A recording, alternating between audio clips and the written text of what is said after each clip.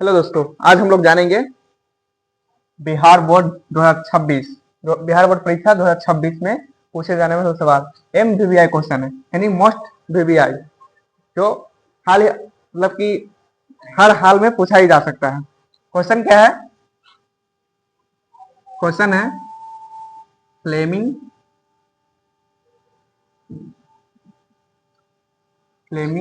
वाम हस्त नियम को लिखे। ठीक है, इसी प्रकार से एग्जाम में भी पूछा जा सकता है कि फ्लेमिंग वाम हस्त नियम को लिखे या फिर उसको परिभाषित करे। इस प्रकार से भी पूछा सकता है, अलग अलग प्रकारों से पूछा जा सकता है। लेकिन फ्लेमिंग वाम हस्त नियम, देखिए इस पे देखिए, फ्लेमिंग वाम हस्त नियम, इसका अर्थ क्या हो गया? फ्लेमिंग यानी बाया, वाम हस्त का अर्थ क्या हो गया? ये बाया हाथ। तो बाया हाथ, ये देखिए हमारा ये बाया हाथ है, और इसमें ऐसे देखिए, ये इस नियम में जैसे ये क्या है? ये है अंगूठा, ये क्या है? तर्जनी, और ये क्या है? मध्यमा। यानी इसी पे देखिए इसका नियम क्या कहता है, पहले जानेंगे उसके बाद देखते हैं।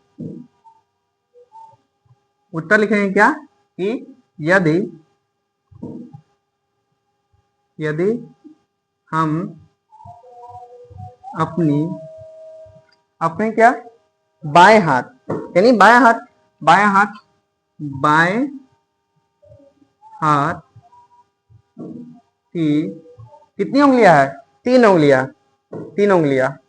बाएं हाथ की 3 उंगलियां कौन कौन है? अभी बताएं जस्ट क्या कि तर्जनी, मध्यमा, अंगूठा। तो सबसे क्या 3 उंगलियां कौन कौन? तर्जनी, मध्यमा और अंगूठा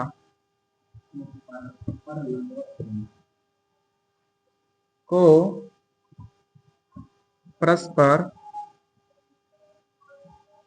लंबवत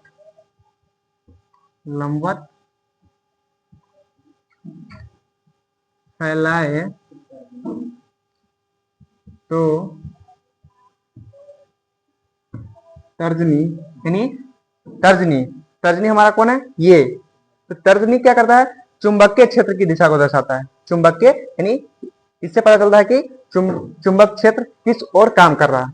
तो तर्जनी क्या करेगा? हमें चुंबकीय क्षेत्र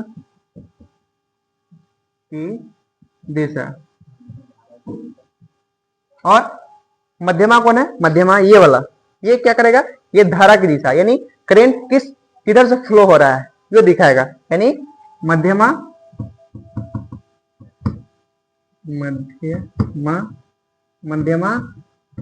धारा, यानी करंट धारा की दिशा।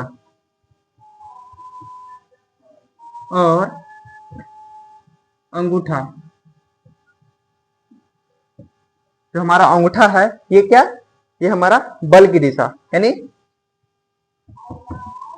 बल की दिशा को दर्शाएगा। यानी देखिए जो हमारा तर्जनी क्या बोल रहा है?